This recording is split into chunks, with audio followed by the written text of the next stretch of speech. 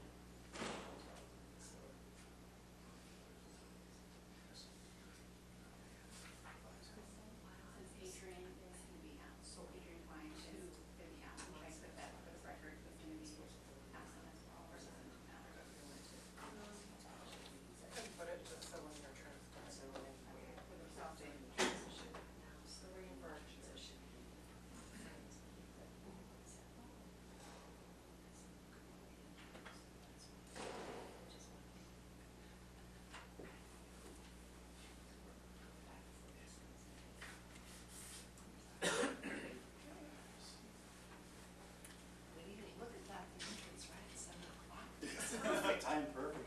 Perfect. It's cozy tonight, huh? Yes.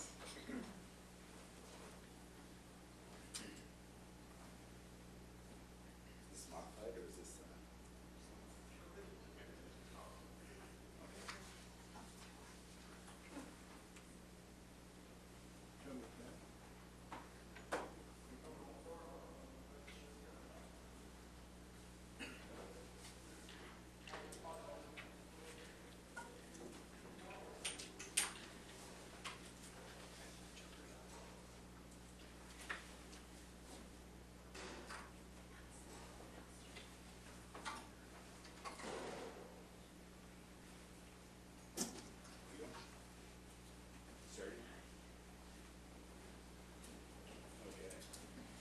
Yes.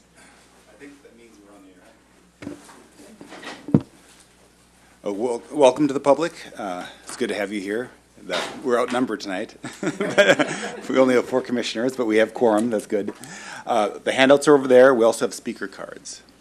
So fill out the speaker card, whether it's about something that's on the agenda or not. Okay. First, we'll start with roll call. Commissioner Cribbs. Here. Commissioner Greenfield. Commissioner Lemire.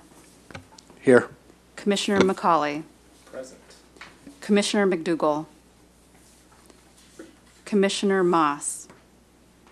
Commissioner Reckdahl. Here. For the record, Commissioners Greenfield, McDougall, and Moss, and Councilmember Adrian Fine are absent. Okay, agenda changes, requests, deletions. Does anyone have anything they want changed? Okay, oral communications. I only have 1 speaker card, but that's for the Junior Museum. So we will skip the general oral communications, and the first business is draft minutes from the 19th of May meeting. Does anyone have any changes or corrections they want? Yes. Okay, Just, I had Let me see where it is.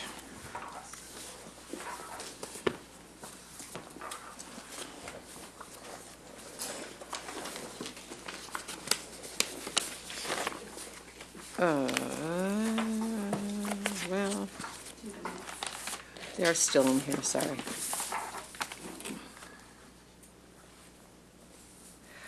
Yeah, I just wanted to check on the Rinconada Masters report where it said Carol started out with 7 swimmers, and that was a big team. So I wasn't sure whether that was a real number or whether it didn't get heard correctly. So I was going to check with her and didn't have time to do that.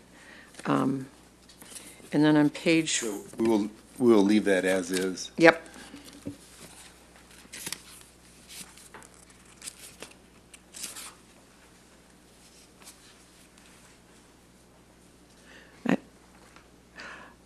Oh, I wanted to ask about the draft. We reported in the minutes that there was a draft of the Coverly Master Plan that was going to be circulated to the commissioners, and it is not ready, or it hasn't come to us, or I missed it, one of the 3. The draft scope of work. Yes. So It's on page 49. You did not miss it. Oh, It good. has not been sent to the commission yet, so I'll make sure that happens. Okay, thanks very much. That's all, Keith. Any other changes? This is for the May 19th meeting. If not, can I have a motion for approval? So moved? Do I have a second? A second. Okay, all in favor? Aye. Aye. Aye. Okay. Approved. Next is the draft minutes from the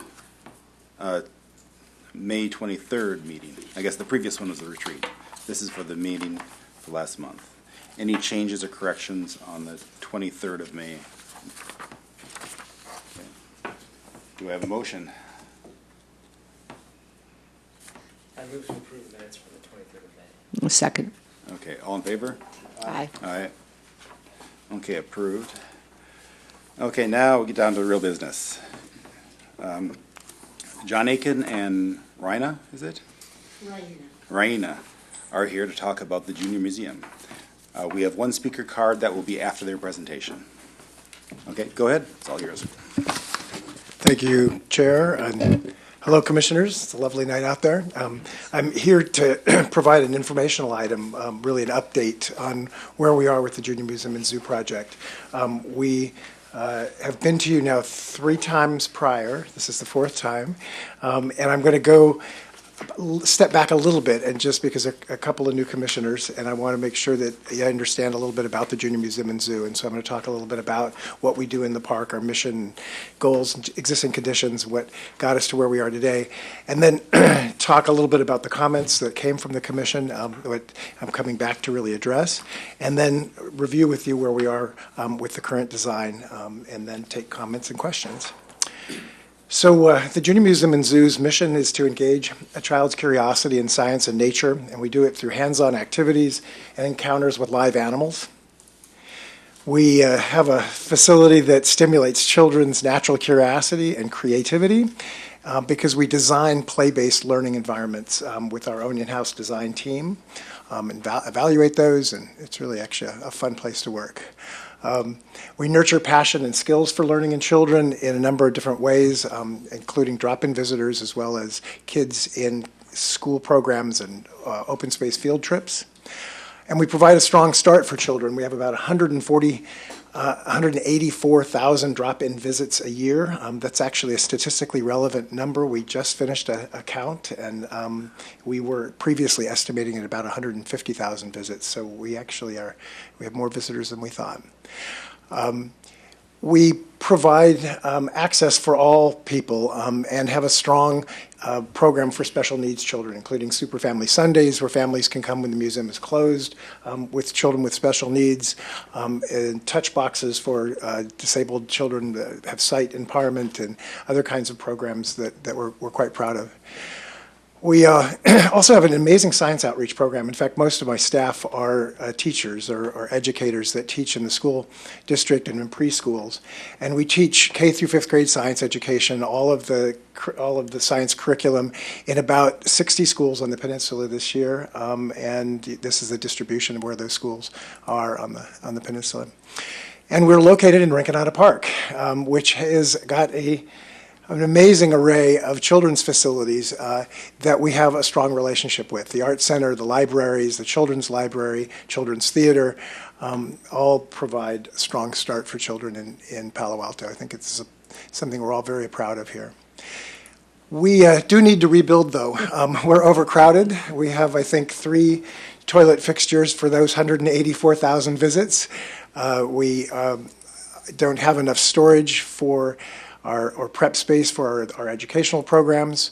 We don't meet the standards for collections care. We have about 3,000 objects in the public's trust. And we don't meet standards for accreditation with the Association of Zoos and Aquariums. Many of these are actually facility related. My staff is amazing. They do amazing stuff. We do great care of our animals and take great care of our collections, but we don't meet those standards currently. This is the existing site plan. I realize that mouse put something on the screen there. And let me walk you through, because we're going to look at this sort of aerial view a lot. This is Middlefield Road, Walter Hayes Elementary School, Lucy Stern Community Center. The bulk of Rinconada Park heads this way and south. We've got Hopkins Avenue up here. The historic Girl Scout house, or Lou Henry Hoover House, is there, and our existing parking lot. We are located, of course, right here. We are built right up to our property line, and only the zoo is actually in the park boundary. This green line that just came on is actually the park boundary. The rest of this is in public facilities boundary, still city property. There are a number of trees on the site. There are some heritage oaks. They're in blue, and heritage redwood trees in red. There's a mature pecan tree that sits next to the zoo that we are doing what we can to try and keep that in our plans and save it, as well as a lovely Don redwood tree here, which is an interesting educational specimen because Don redwoods date back to the Jurassic, and for a long time have only been found in Arboreta. They're kind of a rare tree. They're increasingly common, but they're a great way to talk about the fossil record and the evolution of trees. There is a utility corridor that runs right through the site that has a water main, a stormwater drainage system, and a sewer drainage system, and it imposes a number of constraints on the site.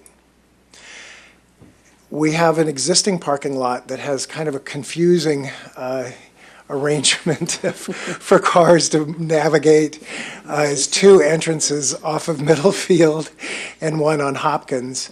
And so one of our goals was to try and improve parking conditions as well. And we started this process several years ago. Been back to you guys 3 years, I think, in a row. And we've coordinated it with the Rinconada Park Long Range Plan, which is still in process.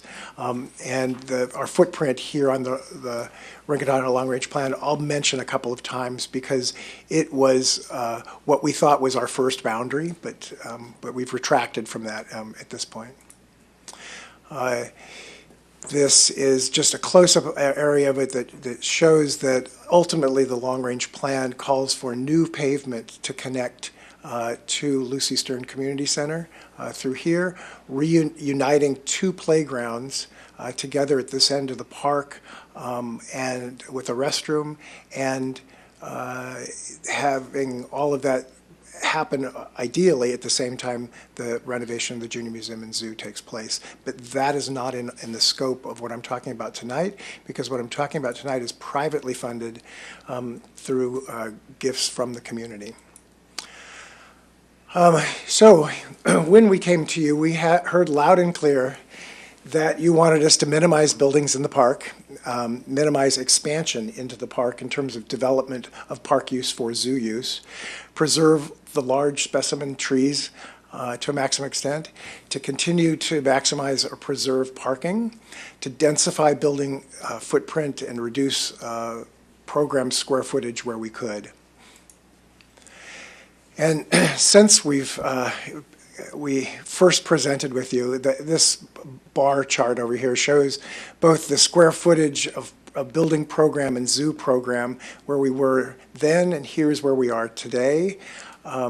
This graphically shows the original footprint that was on the Rinconada Park Long Range Plan is way out here. We've drawn our way, actually this is the last time we came to you, is it was like this, and we've reduced it a little bit more since then, and I'll show you that. And this is actually the layout that you saw last time for the buildings and things. So we have no buildings in the park. We pulled them successfully out of the park boundary, and only have now outdoor netted zoo enclosures and landscape improvements in the park space. We are protecting all of the heritage trees adjacent to us, and the Don redwood and the pecan tree. There are a number of other trees that are coming down. There's an arborist report in our environmental review that is well documented. For the removal of all those trees and their health and such. And I won't go into the details tonight. So now let's talk about the proposed design. Since we came to you last, we also went to the Architectural Review Board, and they challenged us to actually look at the site plan and find a way to help connect Middlefield and the park with a better walkway access, and to have the building reflect the historic nature of the Stern Community Center and the Girl Scout building, but still being a modern building. And so the architects have done that by creating a courtyard-shaped building that mimics at least from the air, the shape of the Lucy Stern Community Center. And then in its materiality and gables, and I'll show you some of that, it fits in well. We believe, and in fact, we just went to the Historic Resources Board and Review Board, sorry, and they concur that the building is meeting its goals to fit in with this historic context of the site. What has changed the most are things that are outside of the park, and I'll go through all of those, but let's talk about what's inside the park first. So inside the park, we've pulled our boundary back even more because we have realigned the access of these buildings, and it allowed us to connect back behind this redwood tree a little bit more easily. Before, this border went back up like this and came down like this. So we've pulled back in. It's saved about a little more than 500 square feet is all, but other than that, this boundary line has really been unchanged since you've seen it. The access of this classroom has shifted. We've adjusted some things inside the zoo. And so I'll go through those. We still have all of the same exhibits that we talked about before. Meerkats are the new feature animal because they're a colonial species that's active in the daytime and really great for children to see. There's a backup species, a dwarf meerkat, or dwarf mongoose that could work equally well there. We have the existing bobcat exhibit, which is the only feature on the site that we're saving during this whole renovation. Raccoon exhibit is here. Underwater experience for turtles and fish, underground experiences for exploration of things underground. Rabbit Meadow is over here. Duck Pond is here. The Rainbow Bridge will be recreated here, but in an ADA accessible fashion. And then our giant tortoise exhibit, the tortoise will get a larger exhibit right over here, adjacent to the entry and the parking area. Right in the center of the zoo is this large feature tree that we call the Big Tree. And this section gives you a sense of how it will be an anchoring point, not just visually and recreationally for children, but it also holds up the netting that covers the entire zoo and protects the animals that are in it, keeps the birds in our collection inside the zoo because we'll have birds loose in the zoo,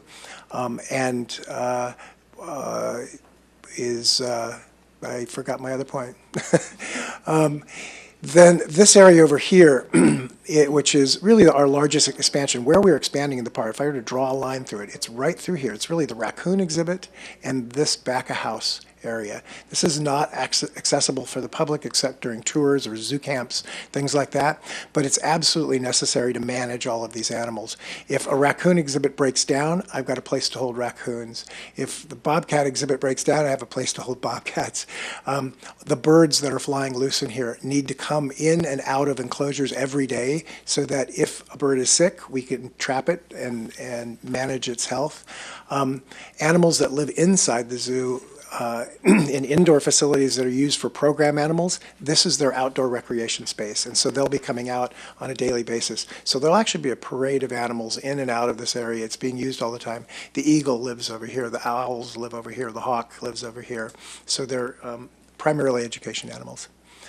This is a view from the park, a very early rendering really, but I present it here to show you two things. One is that the netting will be visible from the park, but also the activities in the zoo. But it is just netting, and it'll be landscaped in the inside. And I think it'll actually disappear more than this rendering shows.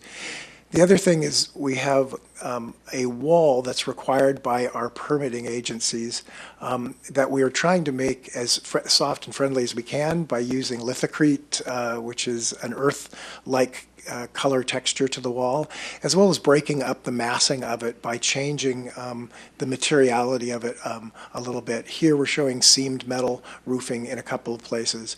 And so that's kind of where we are with the design right now. All right, so now outside of the park is where most of the changes have occurred in the design. And most of them are the parking lot and the access. So what we did is we changed the access of the parking lot adjacent to Middlefield to align with that Middlefield grid, and the access for this part of the parking lot to align with the Hopkins grid. And what that allowed us to do is to have this building respond to the site like this building responds to the site. But it also provided a couple of other really wonderful opportunities, which was to the transportation people in the city said, why don't we connect Kellogg, which has a major bicycle route over here, so that we have a bicycle pedestrian only access route into the park off of Kellogg. This intersection is going to be modified this year. It's already funded to have flashing lights and a safer crossing, and so that will stay, and all that will change is that bicyclists will be able to push a button there and then ride straight into the park and then be away from vehicular traffic. This is showing pavement on both sides of the flagpole, in part because the park staff need to access trees with some equipment, and they need some thicker paving in some areas. But in general, what we're doing is giving this area back as landscape and providing some breadth for the Lucy Stern Community Center and allowing this oak grove to really develop there as a place for people to picnic under or spend time. And then it connects to a major pedestrian, actually multi-use walkway, bicycle and pedestrian walkway. That's a raised walkway through the parking lot, kind of like the one that's at the Art Center and Main Library or Rinconada Library. Connects to a plaza entrance to the park, so this will all feel like park. The other thing we did is we have pulled back the parking lot from the Girl Scout house to provide a little bit of breadth and landscape in front of the Girl Scout house. What we have sacrificed with this plan is parking stalls. We are maintaining parking stalls. I think right now we're at a net +2, but there's a risk that we may get down to a net 0 as the design develops. We've also moved the entrance for automobile traffic to the center of the road, and cars come in both ways here. This entrance, though, is just for buses and emergency vehicles. All vehicular traffic would have, regular car, automobile traffic would have to use this entrance onto Hopkins, and that's so that we make this a little bit more difficult for cut-throughs to slow down traffic to move into the neighborhood. Well, there's the drawing I was actually going to show you all that on. So there it is, all sort of laid out. Actually, the couple things I didn't mention is much stronger, safer access to the museum for people that are parking in the lot to get their children to a walkway and into the museum. And then let's talk about this pathway next. What we've envisioned for this pathway is to animate it with outdoor free exhibits as really a journey through science from Middlefield to the park. Activities that can be physical, like playing with sound or playing with light and time and where we are in the planet. So there's a what do you call those? Yeah, you get it. Thank you. Have other kinds of investigation and play areas, jump like an animal. Our stump labyrinth is very popular right now. We'll create that out there. We're going to change grades over here at this area, so it'll feel like a bridge because we need a bioswale in the site. There'll be another bioswale here, and it gives us an opportunity to play with cast concrete to recreate fossils and dig sites and things like that. And then we can play with proportions and mathematics. And importantly, in this area, there is a darkened tunnel that's kind of a kid size. It's wide at one end and smaller at the other end. And the idea is that we're going to play with light, prisms, and rainbows and things in there. And out towards the park, as we have a little bit more space, we want to look at comparisons with scale. And that may be a scale model of the solar system. It may be scale drawings of the largest of the animals of various kinds and things like that. This is what it looks like if you were a gull flying over the new parking lot in 2020, middle of 2020. So this is Middlefield over here. This is that Journey Through Science. It is this walkway that goes this way. Here is the new park entrance, and then the new playground area, and all would be there.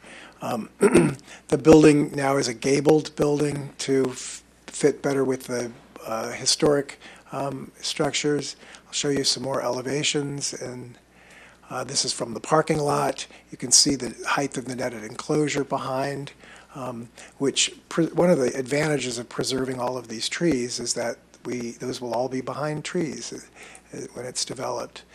Here's the facade from Middlefield, the entrance of that Journey Through Science with the rainbow tunnel. And then what is funded in the project today are all of the renovations in the zoo and this building. What is not yet funded, but we're seeking funding for, is a future, what we call Phase 2, which has a classroom on the ground floor, and upstairs, I think my next slide has it. No, it doesn't. Is a butterfly pavilion. It connects to a canopy walk, and there is a tree house in the big tree. So we call it the Big Tree House. So our goal is to try and fund this prior to finishing construction and have it open altogether, but we're not there yet. And there's another facade, and now I'm ready for questions or comments. Thank you. Before the commissioners start, we have one public speaker. We have Patty. Hi, I'm Patty. Can you walk over to the microphone Sure. and speak in the microphone? You have 3 minutes. Hi, I'm Patty, and I've been coming, my kids are 32 and 31, and we've been loving the Junior Museum. And I think one of the things that I read, and I'm not sure if it was true, is that there's this, you're thinking about charging for people to come. And I think that's a horrible idea, because I think there's a lot of people that are struggling in Palo Alto and other places, and I think that it limits the social group. I mean, we used to come, and my kids used to be able to go with their friends, and it wasn't an economic decision on our part. And I think there are poor kids in Palo Alto and all over, and I think that charging, when they can go to the children's library and they can play in the park, and then all of a sudden, whoops, I think that it's a horrible idea, and I think that when you're planning this, I think that should be a consideration, because I don't know if it was you. Somebody quoted that, museums are charged all over the place. This is not a new concept, but I think it is a new concept for Palo Alto. And we used to come to the Junior Museum because we could afford it, because it was free. And I think that there's a lot of struggling people here in Palo Alto, and I just think that would change the flavor of the Junior Museum if it was very fancy, but only certain people could come. And maybe $7 or whatever you're thinking was charging doesn't seem like a lot, but if you have 2 kids and parents and you want the parents to come, that's quite a lot. And if some kids can't come because of the cost, that's a real shame. And I think that I'd be willing to help on whatever strategy there would be to do it. And I don't know if my email would be included in that, but I just hope that when you're thinking about these plans, that you think of how can we do it so it doesn't cost. So thank you. Okay. Go ahead, John. Thank you, Patty. Yeah, I'd love to, thank you, Patty. I'd like to address that. We all struggle with this. The city had been looking at charging at the Junior Museum for years, and we've sort of been kicking that can down the road, and finding a way to keep the level of programming that we provide now. Fortunately, the community has stepped up to pay for the new facility, but it's really the cost of operating that is the challenge. But what we're absolutely committed to, and what the board of directors of the Friends of the Junior Museum and Zoo are absolutely committed to, are access programs, targeted access programs that work, that get tickets and memberships to people that need them.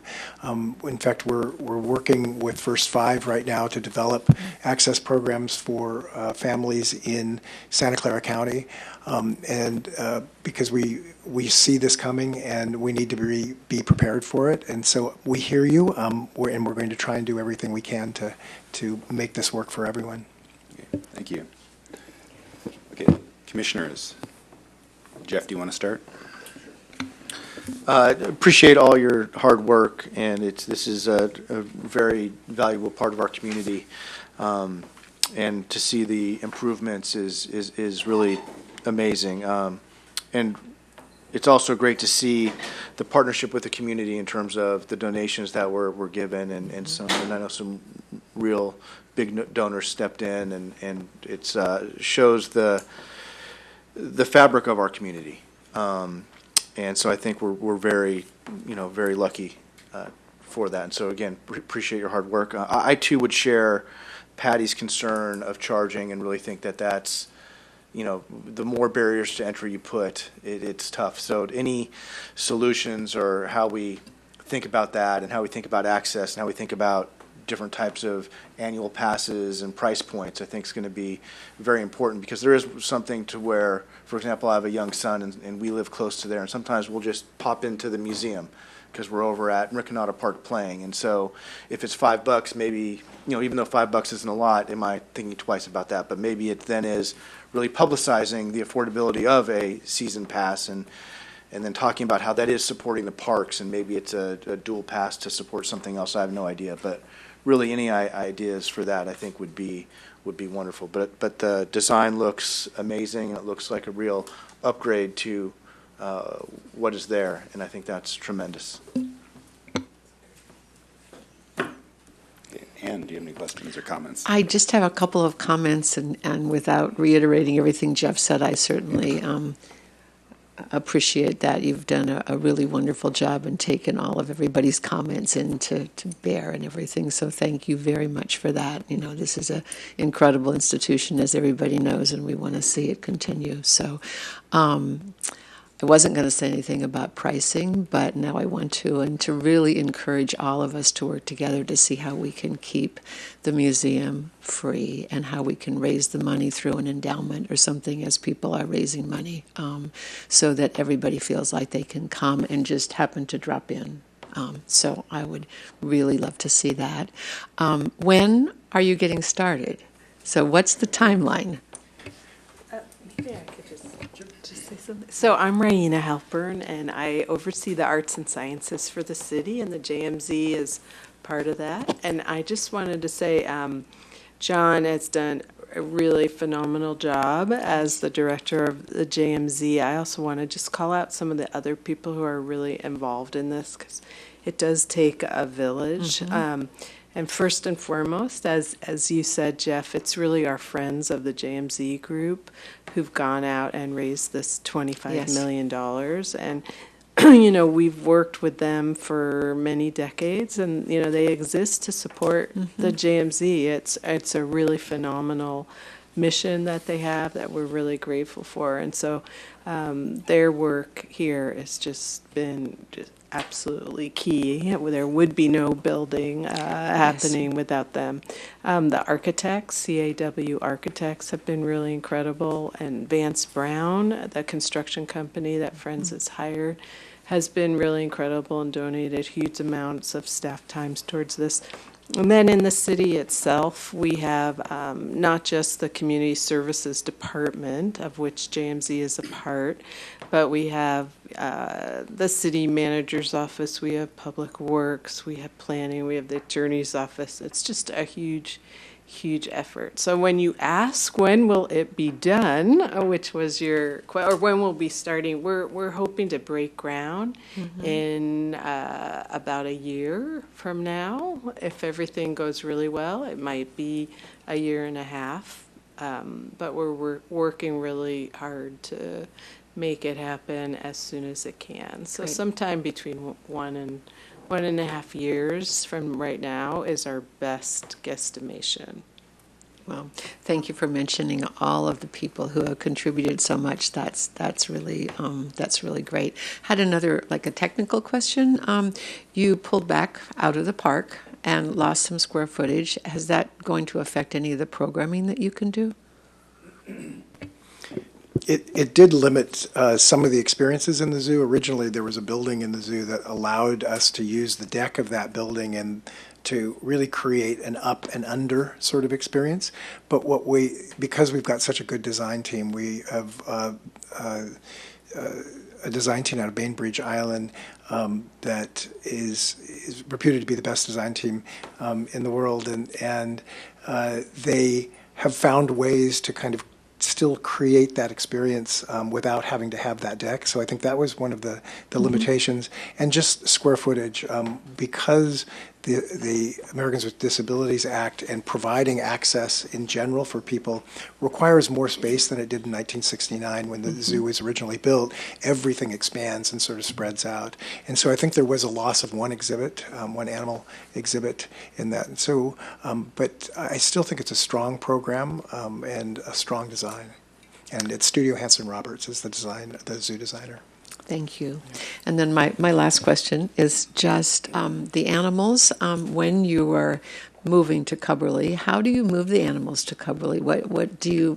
How do you take care of them? Very carefully. We had to take a bobcat in for a checkup the other day, and she was wise to us. It took us a while to get her into her crate and such. So it's all done very carefully. What we need to do is prepare Cubberley first so that we have a sanctuary for them and a place for staff and everybody to work. And so there's money in the budget for next fiscal year to do that. And then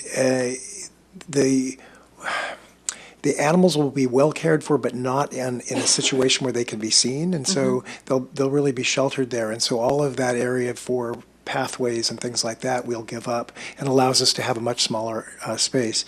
There are also some animals that we don't have room for in the plan, like bats are no longer in the plan as a public exhibit, but we're going to use bats in our education programs, and so we're changing species, and so we'll place some of the bats and we'll acquire other bats. And so there are other animals that can be fostered to other facilities that have already agreed to take them. And so we're really trying to pare down the collection, find the best home for everybody, and then build the best temporary facilities we can at Cubberley. Thank you. Thank you very much, and thanks for all the work. Thank you. Ryan, do you have any questions? So I'll echo all of the other comments about cost. What's really driving, from your perspective, the thought process on charging and what the amount would be that you charge and the design of that program? We actually charge now, but it's a suggested donation, and so we've been collecting revenue at the gate for a while, and the city is constrained. I arrived here about 9 years ago, and we went through a series of budget shrinkages in that time, and the city was really looking at potentially whole programs that needed to go, and so it's during those lean times that things get really, really tough. And so the budget office is challenging us to find ways to not only cover existing costs, but it's certainly any increased costs of a larger facility. The other thing that, as being the director there now 9 years, I know what works best for children are facilitated experiences where you have people there to bring out animals or to help them figure out how to play in a machine or let them go or talk to parents. And so having that level of support requires a lot of volunteers. Those volunteers need support. And so there will be an increased cost because our program is driving that because we know that that's the best way to deliver services. Everybody has struggled with this issue of free versus paid, and in fact, my exhibits director I think it haunted her to the point where she did a program at the Association of Museums conference last year about the cost of being free, and brought in speakers that had from institutions that had been paid and went to a free model, those that were free and went to a paid model, and had really a lovely roundtable about those struggles. And everybody has these struggles. If we could find an angel to cover all of these costs, I think all of us would be happier, because I think Patricia's comment is spot on, that the demographics are likely to change more than anything else, and the frequency with which people drop in. Right now, there's a relationship that people have, this casual relationship of just stopping by, and we don't want that to go away, and we're hoping that our season passes will do that and still allow us to be able to have the operating budget that we need. Did I answer your question? Yeah, Okay. largely. What sort of revenue do you bring in right now from donations? We bring in about $120,000 in suggested donations at the gate, and we bring in another $600,000 in, actually almost $700,000 now, yeah, in revenue for classes and programs that we provide at schools. And what's the delta between your operating costs and what you're currently bringing in revenue? It's about $900,000 right now, but we're looking, and we have about a $1.7 million operating budget, and we are looking at an operating budget of closer to $3 million for the new facility. And the Friends of the Junior Museum and Zoo has about a $300,000 budget too. So when you add it together, it's even more. But that being said, with the new building, there's greater costs, staffing as well as operational costs. There's also going to be greater, Friends of the Junior Museum and Zoo has committed to greater fundraising goals, which will also help offset. And what you will be seeing is very, very reasonable membership packages that will allow families who come see us 3, 5, 8 times a year to still maintain that at a very reasonable level. You'll see free days that will be regular. So we will, like John said, we are really concerned about the accessibility. We're really just trying to make the business model work. And we will still be, we believe we'll still be less than Curiosity and some of the other local small institutions that are similar. Yeah, certainly from my perspective, I think that it's something that should be heavily subsidized by the city, personally. It's obviously something that receives a great deal of use now. What are your projections on what the annual use will be per person visits after? We actually project that there'll be a decrease in the beginning because of the fee, and because we've never marketed, we're a word of mouth institution, and so the consultants that we work with that look at this say that you should not be cautious about this, that you may be surprised at how few people come in the beginning. That said, it's going to be a pretty killer facility. It's going to be pretty cool. And so that will offset that. And so it's actually a very difficult thing to project. And our projections look at increases over time because of that word of mouth. We have very good ratings on Yelp and other social media. And I think we plan to continue those. So we eventually are looking at about 225,000, I think, visits a year is what we were looking at topping out in the next 5 years out. So a growth, but not a huge growth, because what we're trying to do is serve our existing audience. And one of the ways of doing that is through price point and through access programs. And so we do a lot of outreach to at-risk schools, and we're hoping to use that reach to be able to provide access to those kids that need it. passes for people that are local, and about 19% of our visitors are from Palo Alto. The rest are from areas a little further away. And so I think I think our projections are pretty good, but we're going to still sharpen our pencils and continue our work on that. In fact, we're going to be doing some marketing and market research and interviews with people that are not users and users as well as we approach these opening dates.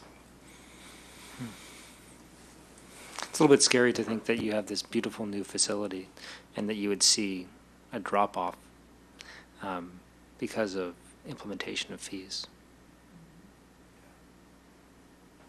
Okay. Well, I think you understand everyone's concerns on that front. I presume that this is an issue that is still going to be considered by the council and. Yes, yes, the council will be considering this in much greater detail when we go to them sometime in the fall of 17. We'll be going to them, and they'll be looking at our pro formas, the cost to the city, the costs, the fundraising commitment from friends, et cetera. So they'll be going in much bigger detail. With respect to the design, is it now finally set from your perspective? We're at about 40% design, so we're still early in the design process, but we are completing the entitlement phase. So the things that won't change are the layouts of the buildings and their basic elevations and square footages, but we haven't begun to really design the interiors or the details around the exhibitry. There's a whole exhibits budget, too, for the exhibits that occur inside and outside the building. So then this question is a little bit too late in time because it sounds like you've set all of the design as it concerns square footage and whatnot. But did you reduce the size because of comments you got from the Parks and Rec Commission? There have been some reductions to program in the zoo Right. because of the space available in the park, yes. But some of our costs, our reductions to program area have really been around cost. Okay, so they're not driven It's not necessarily solely by- about that, absolutely. Good. Because I was only going to, again, give my opinion, which is that this is an incredible resource for the community, and I'm not very concerned if you go a little ways into Rinconada Park in order to provide a better experience. So that's it.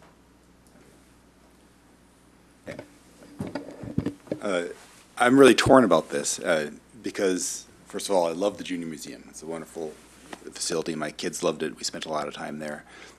But also, we're short of park space. And I really appreciate that second design we pulled back, and before we were taking a big chunk. So I'm getting more comfortable with the current design. I went out there again today, and you know, if you mark out, do you have the map? I do. In fact, I've got, I think, a drawing that shows here, if you want to see where. Yeah. So, it's taken in. and so if you stand on that red corner. And look, you're a long ways away from that building. I mean, it's a big chunk of land, so we're not getting something for nothing. We're giving up some parkland. We're getting a wonderful facility. It looks beautiful. And like I said, I'm getting more comfortable giving up that chunk of land to the zoo. But it's still, you know, all the problems that we saw with trying to get dog parks and other facilities, we're short of park space. And so I do this with a heavy heart, but I think that overall it's better for the public to have that space as zoo land than having it as parkland. So I'm happy with it. My big concern right now is the lack of a bathroom. That initial design had a bathroom right at the entrance that was really good for the master plan or the long-range plan. We really wanted a bathroom in this area. It makes sense if you're going to have a bathroom, not to have a standalone bathroom, but have it attached to the existing building. Can we work a bathroom in here? Is there any space where you think a bathroom would be useful, achievable? So where we are with the restroom design is the Public Works Department is charged with the renovation plans for the park as part of the Rinconada Park Long Range Plan. Once we pulled all the buildings out of the park, we abandoned the idea of attaching a bathroom to that building, and so they're going to look at the site and the funding for the bathroom in the park with funds that are becoming available in this coming year's budget. And I'm not saying that you should be paying for the bathroom. I think from the city's point of view, the city should pay for the bathroom, but I think it financially makes more sense to have it part of your facility than a standalone building. It's going to be easier to maintain, easier to build. I think the biggest constraint, because you're absolutely right, attaching it to this building here would make a lot of sense. Our challenge is to fit our program needs for 2 staircases, an elevator, and a classroom in that building, pushes us into this utility corridor, and we can't put the building on top of the utility corridor. Okay, that's a good point. The utility corridor, what constraints do we have there? Some of it is cost, some of it is the pitch of the utilities. We looked at trying to bring the utilities around us and keep them in Golden Gate Park. The city has a long-range plan of having some of those utilities under Middlefield and all the way run to Rinconada, to Embarcadero, connect to Embarcadero. But those are just sketches and ideas and are unfunded and not scheduled at this point.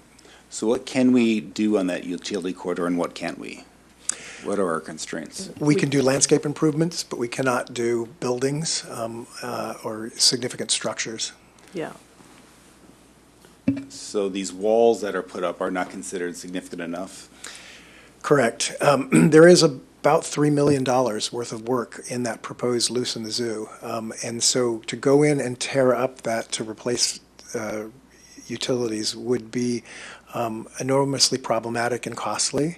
And so what we're looking at right now with the Department of Public Works is to bolster, repair, and ensure that those utilities have a long life in that segment that we're building over them, and hoping that they last for a very long time. Would it be possible to put on the far right there a bathroom with walls around it, and would you be able to put plumbing on top of that if you had, let's say, an open structure with no roof? Kind of mimic what you're doing with that outdoor area. Talking about this area over here? Yeah. I think the challenge here is this is the utility corridor, and by definition, the bathroom building is a building. And so these are walls and steel enclosures that can be removed relatively easily and don't have deep footings, don't have roofs on them. They're all netted tops, or a building would be a structure here in that location. The long-range Rinconada plan does have a plan for additional bathrooms. But I get what But- you're saying is adjacent is better, and that's what we thought, but we could not work it out because when we retracted from the park, we lost the bathroom, and we have we've talked. But I'm a saying, little couldn't we go bit. back into the park with a bathroom?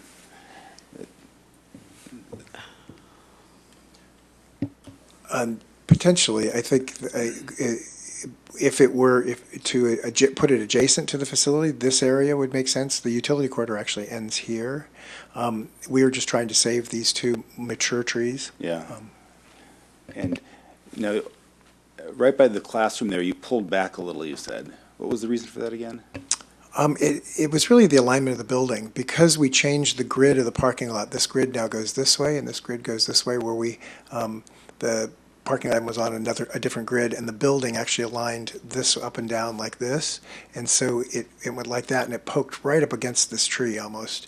And so now we actually come outside of the root zone of that redwood tree, and we're able to move the fence line over to meet it there.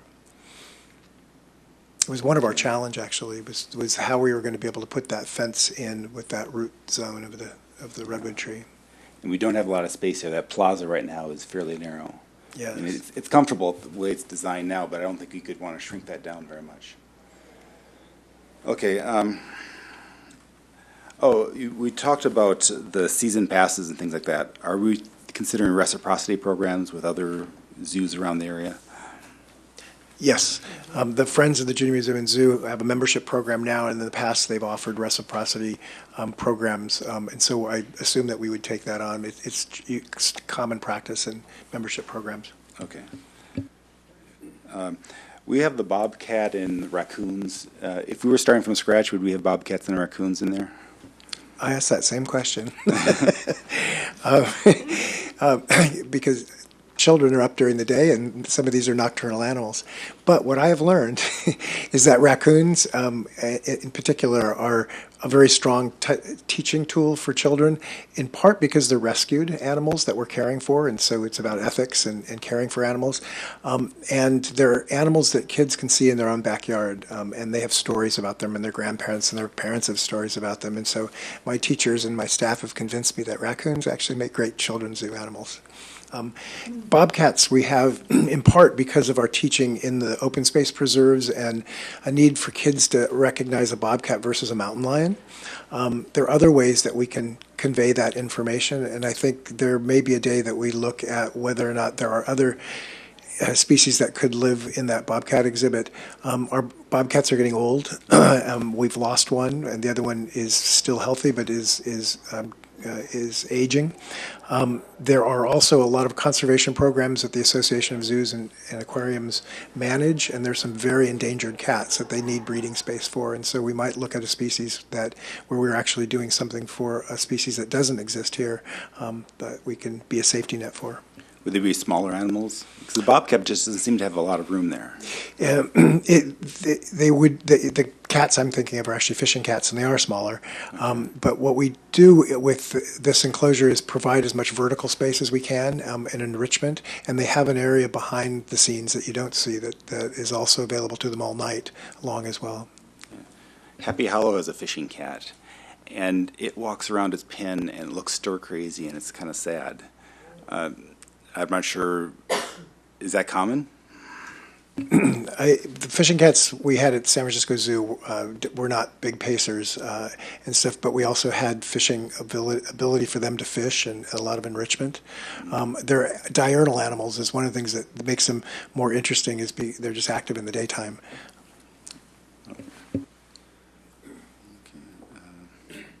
You mentioned the eagle was going to be living in the back. Can the public see the eagle at all, or is that just purely for schools? So we do public demonstrations with the eagle, and she usually abides. She usually behaves really well. We fly her actually in Rinconada Park in the wintertime and also out in Bixby Park. She sometimes, as you probably all know, takes off, and we have to follow her and get her back. We've been doing this with her for 28 years, and so we've gotten her back every time, and every year she takes off a few times. So our philosophy with the eagle is that because we can't have her loose in the zoo, we don't have an aviary large enough for her here, and we can't have her loose in the zoo because she's a predator, it's really a reversed idea of a zoo exhibit. It's that people come out to an open space preserve to see a zoo animal and learn about their ecology. And she's used a lot in programs, so this week alone, I think she has 5 appearances, either at schools or with zoo camps, or I think we're doing some webcast with her on Friday. Mm-hmm. Yes. Well, they are very impressive birds. They are.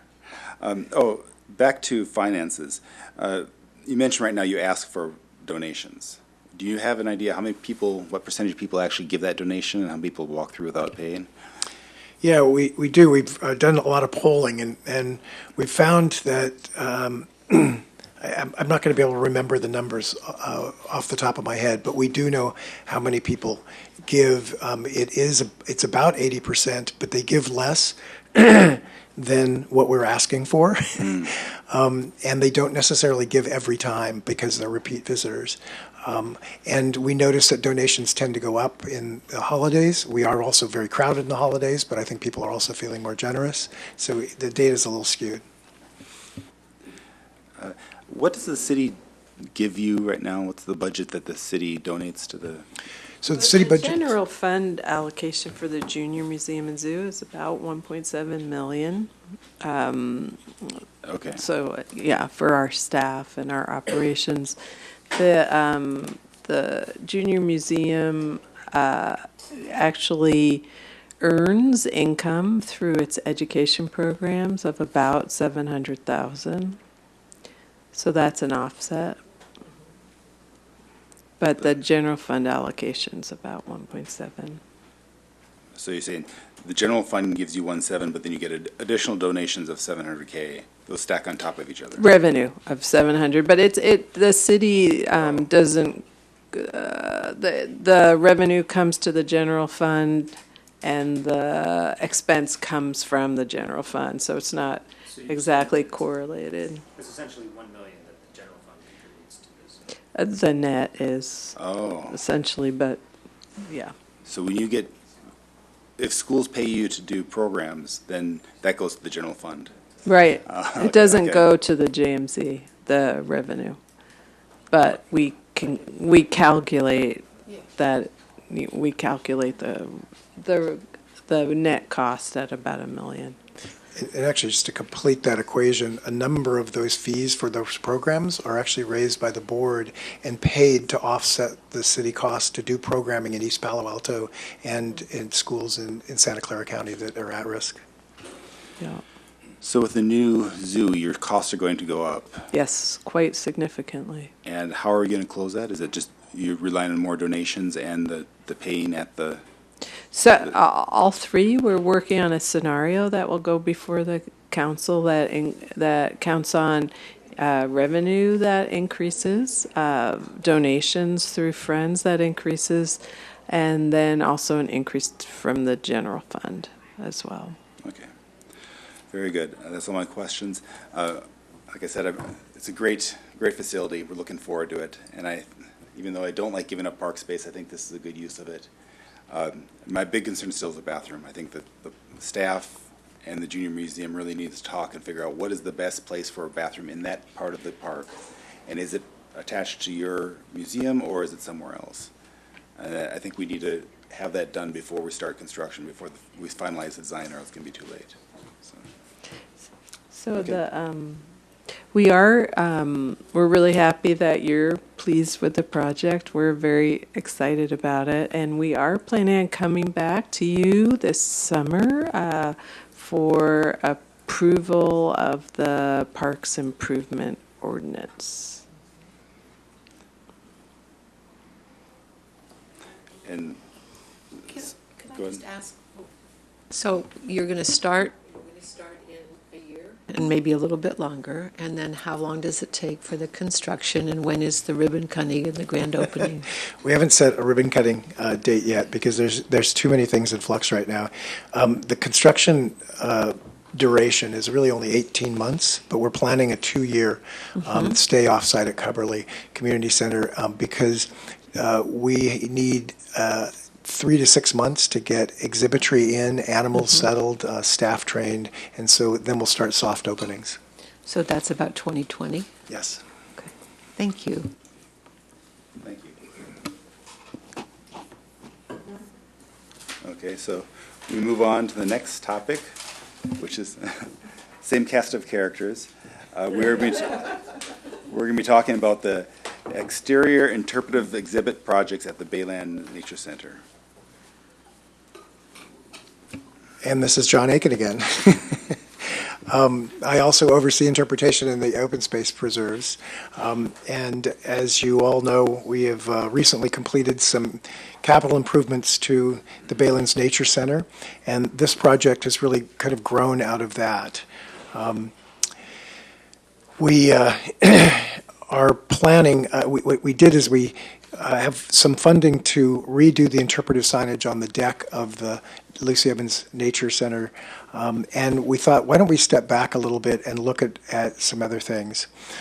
We are rebuilding the boardwalk, and we want to make sure that the interpretive signage that is on the boardwalk is dovetailed with the interpretive signage on the deck. We would like to seek funding for that. And there is this Baylands Comprehensive Conservation Plan going on. We thought we would be prepared to provide some input into that in terms of a recommendation from my department for the kinds of interpretation that we think would be appropriate for this north end of the Baylands, which is relatively undeveloped in terms of interpretation. And so I'm here tonight to really seek your input. We're trying to get community input in many ways. I'll be back, I think, again, when we talk about the boardwalk. This will be incorporated into that, but we won't have a comprehensive look at it. And then a number of other public meetings. We're also going to be meeting with East Palo Alto in a number of forums and stuff as well with this plan. So the City of Palo Alto has contracted with the design firm of S2 Associates to develop an interpretive plan, outdoor exhibit labels, and other interpretive elements, both for the deck, which is what the piece that's funded, and then also look at these signs in the context of future interpretation on the adjacent boardwalk and the nearby trails. So the big idea that we came up with for this interpretive plan is this is a very special spot in San Francisco Bay, and it takes a lot to keep it that way. And so our messaging will all sort of relate to that big idea. Takeaway messages is this place is unique. It's important to protect, restore, and care for the bay. Many plants and animals, seen and unseen, make up a complex ecosystem that lives here. These seem like simple concepts, but it's actually, there's an amazing amount of rich information that goes in to boil this stuff down. What was interesting to me is when I started walking the site with my staff and the consultants is how much of the infrastructure stands out to you.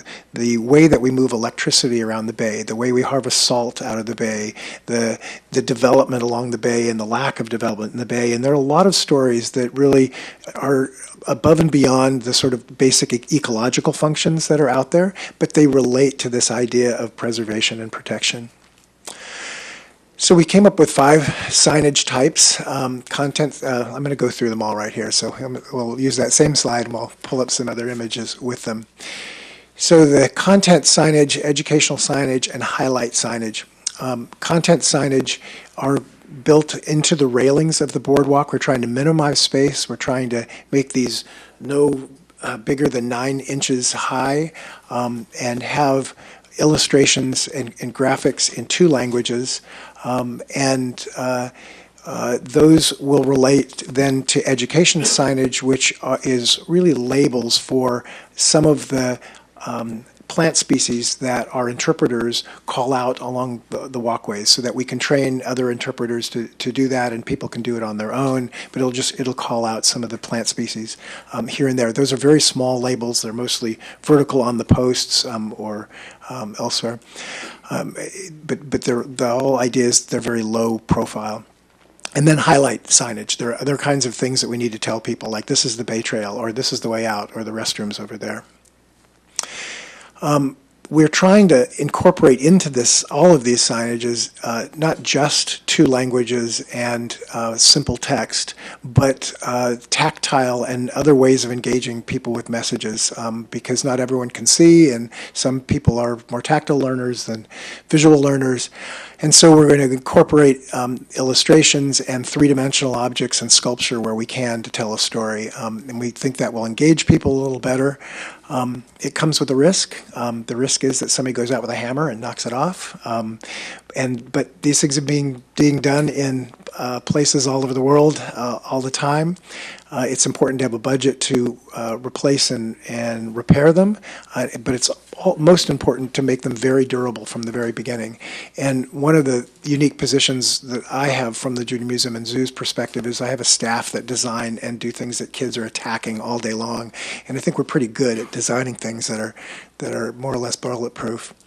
So there'll be interactive exhibits that have these tactile qualities, or you can move something back and forth to look at a comparison of things.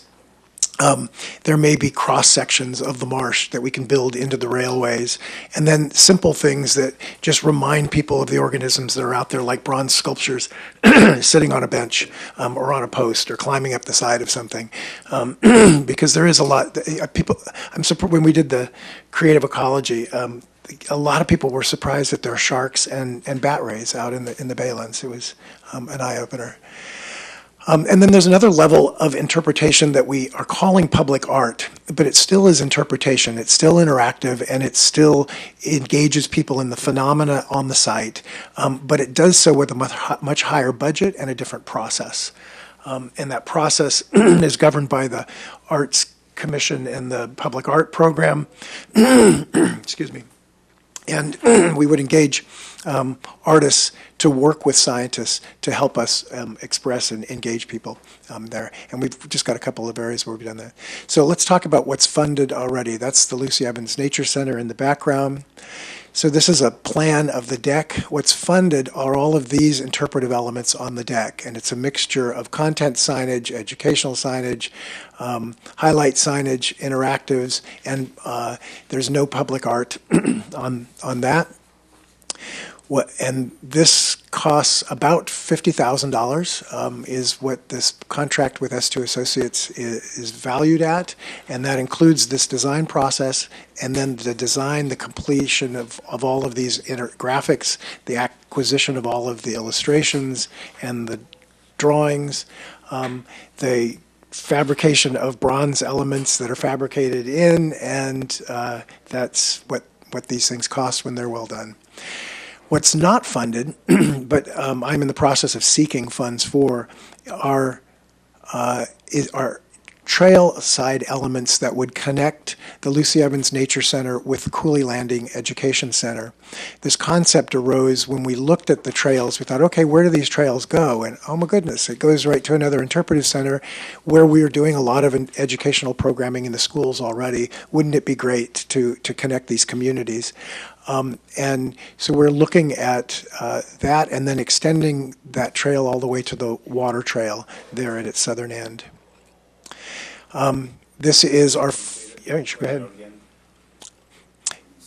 So the water trail is this boat launch right here. So the bay trail is a pedestrian and bicycle route around the bay, and what is being developed now is also a water trail that shows people where they can get in the water and move by kayak or other means along the bay shore. Oh, and so there'd be signage there? There actually already is signage there. This is already designated as a bay trail, and the signage is on this boat launch right here. And what we want to do is just connect that trail head, really, with this trail to Cooley Landing. We walked the site, and we came up with a number of messages, and we've gotten input from some other city departments. For instance, there is a a wastewater outfall pipe right here that the Clean Water Program would like to have some interpretive information around.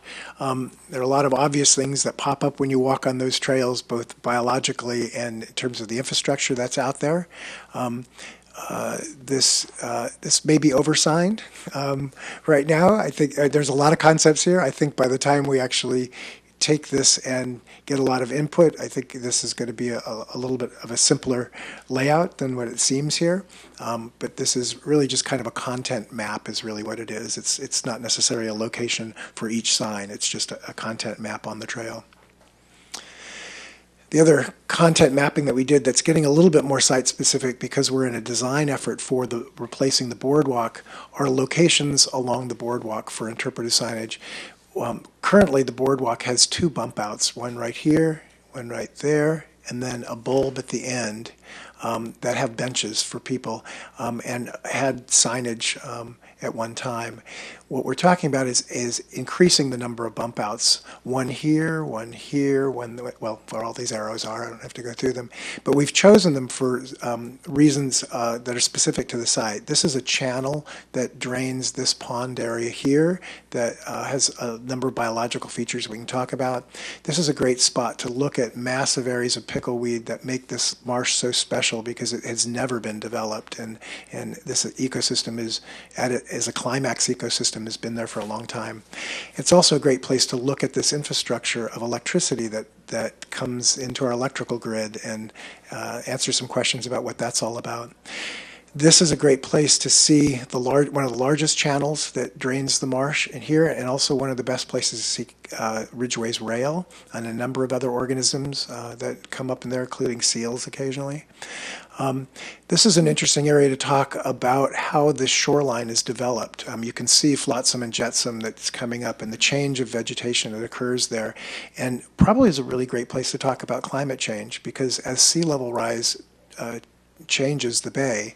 It's these actions of the edge of the bay that you're going to be able to measure and see that stuff pretty well. And then this bulb at the point, of course, is a great spot to look out at the bay and the views, and will activate those. And so these are the areas we're talking about concentrating that signage in. And here they are sort of laid out in the plan for the boardwalk, which is the way you'll probably see them next when the boardwalk plan comes back to the commission for more input.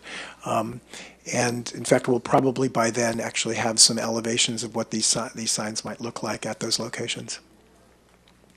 So our next steps are to refine the design for the Nature Center deck. In other words, pare down our messages, complete them, refine them, get the illustrations, all that sort of stuff. Review all of the signage with the Architectural Review Board. Seek more input from the public, both for those signs as well as this overall interpretive plan for that north end of the park, as well as integrating it into other park planning efforts. Integrate the signage into the boardwalk planning that I just mentioned. Is what that entails is really some elevations and showing people of how that looks, and ensuring that the architects that are designing the boardwalk integrate the interpretive messaging opportunities into the designs of the boardwalk. And then to seek grant funding, because right now the rest of that is not funded, and it's probably about a $500,000 effort, so we're going to seek funding for that. Funding from the city or from external sources?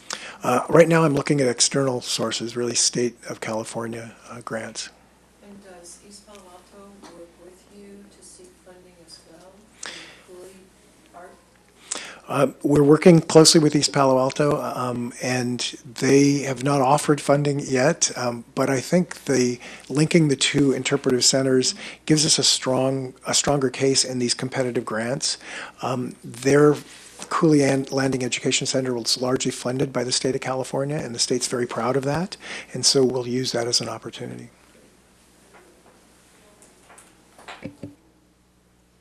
No public comment, so we'll go straight to commissioners. Ryan, do you want to start? No questions.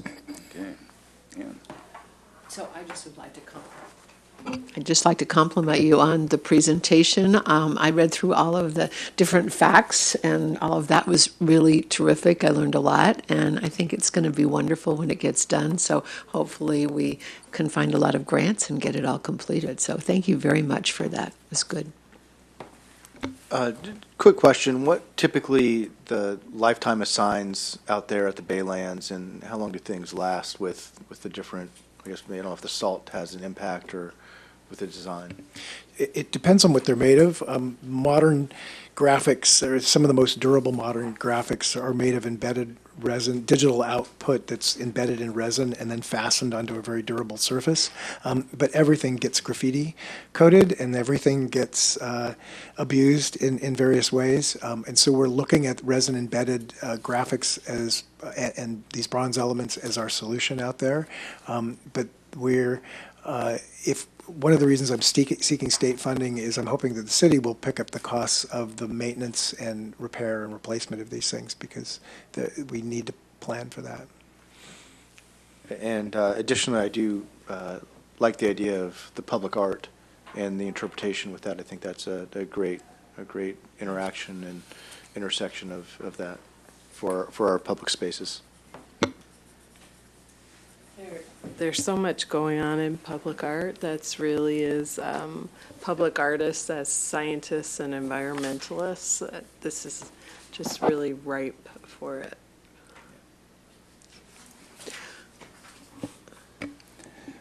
So when we talk about signage, that sounds pretty boring, right?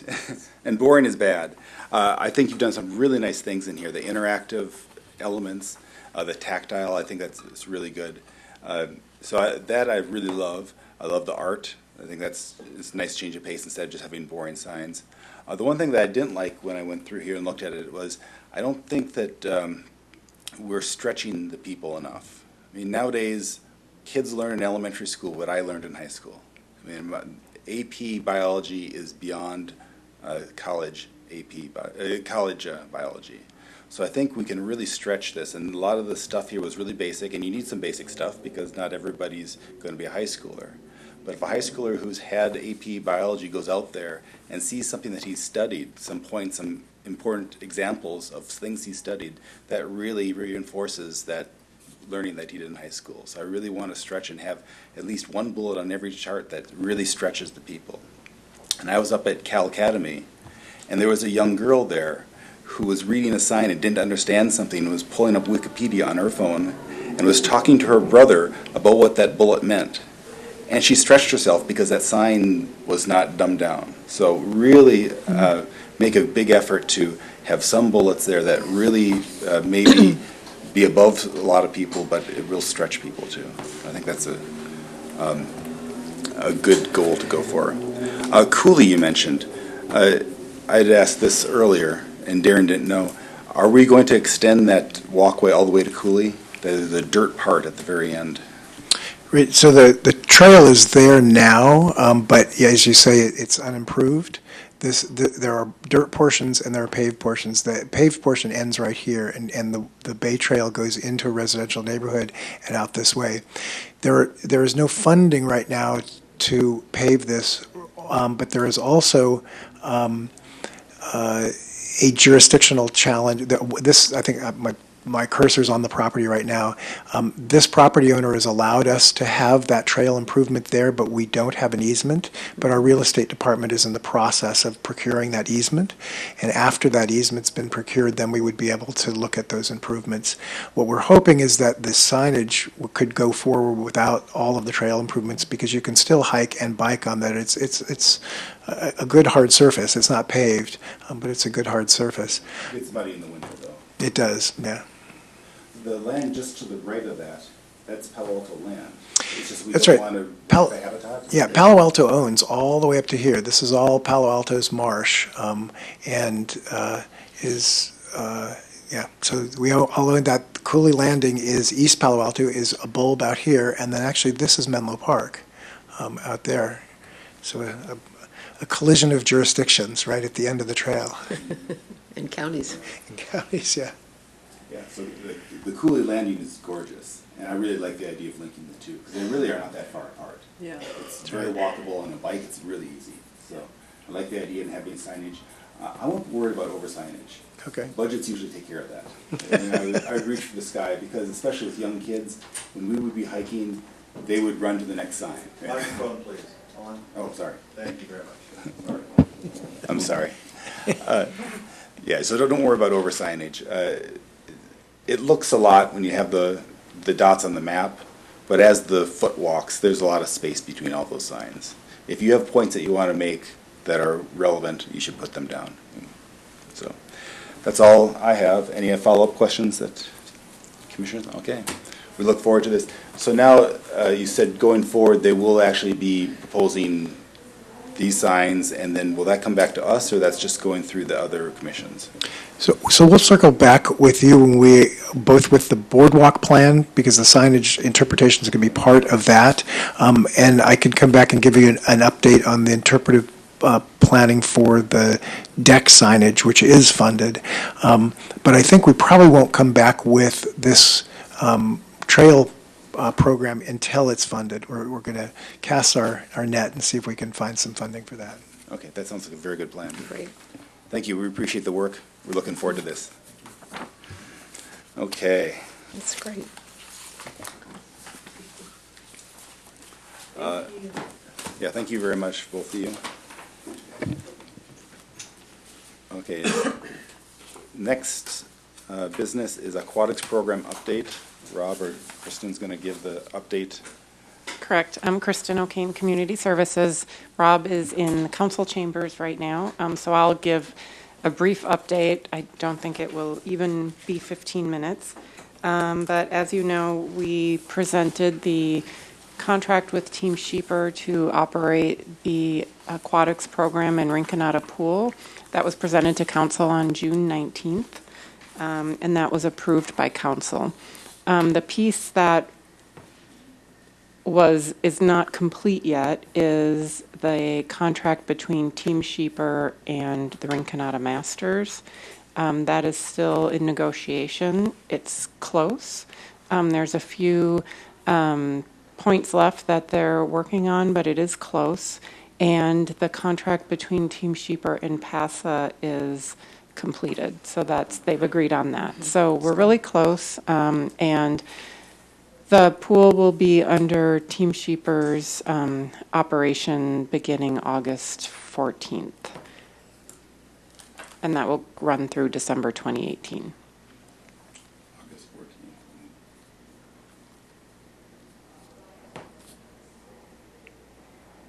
That's all I have. So if you have any follow-up questions on that. Do you have any?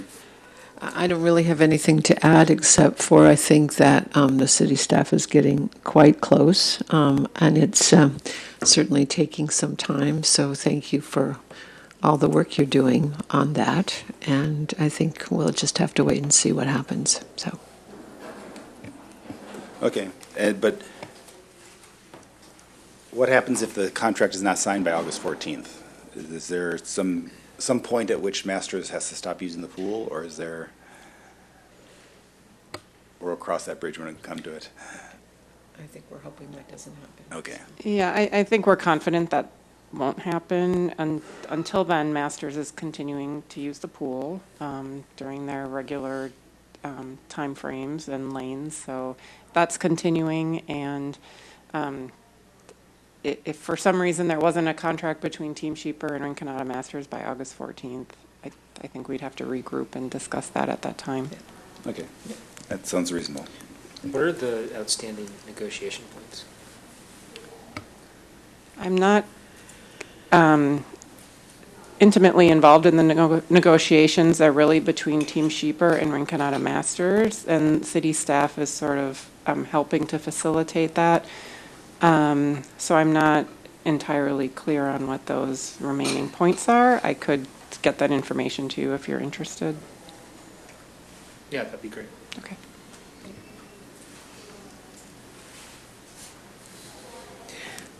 I mean, I think it's enough to say that Rinconada has certainly a lot of vested interest in the program, having been here for 45 years, but they also have a lot of people helping them to do the negotiating, and since they're all volunteers, it's hard for people to get together, and I think it can move forward and to everybody's resolution.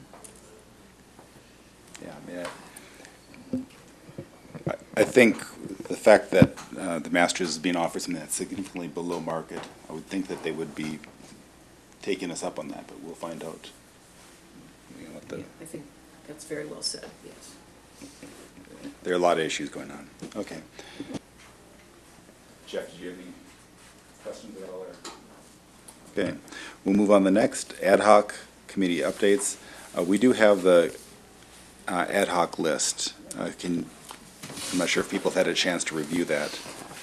This was in the packet, and also there was one in front of you. Did that all look kosher? Yes. I do have a question as to how we're going to start to kick things off. I know that a few things are moving already on this list, but for those that are not, are we waiting for staff to reach out to us, or should we be taking the mantle and trying to get something moving on a number of these items? In the past, quite often, there's been a staff person assigned to each of the ad hocs, and so then we could work through the staff. You're free to, on your own, call up the people or have meetings to talk about issues. Are you wondering, is there something that you want to work on, or are you wondering? Yeah, so I'm sure that others have experienced this as well, right? Okay. That sometimes we have big plans and we set them forth at the beginning of a year or at the beginning of a session or something like that. And if we don't continue to kind of move them forward, then everyone kind of forgets about them, right? Yeah. So I feel as though we're probably going to be at that point soon, which, we either need to try and drive these things forward a little bit if we actually want to advance them in the coming year. Yeah. So I'm just kind of wondering who should be taking the initiative. If it's us, that's great. We should, understand that and try to kind of reach out to staff and move things forward. If it's staff who are taking the initiative and we're kind of helping provide feedback, and that's kind of a different scenario. So I'm just kind of wondering where we are, and it might be different for each of these, I'm not sure. But no, you are correct. There's a lot of good intentions, and not all the intentions come through or follow through. It's on our court. Now, you can either just contact the people in the ad hoc directly, or you can work through staff, whichever you're more comfortable with. It is quite often the reason you go through staff is there's information that you want to know about. Absolutely. For example, dog parks.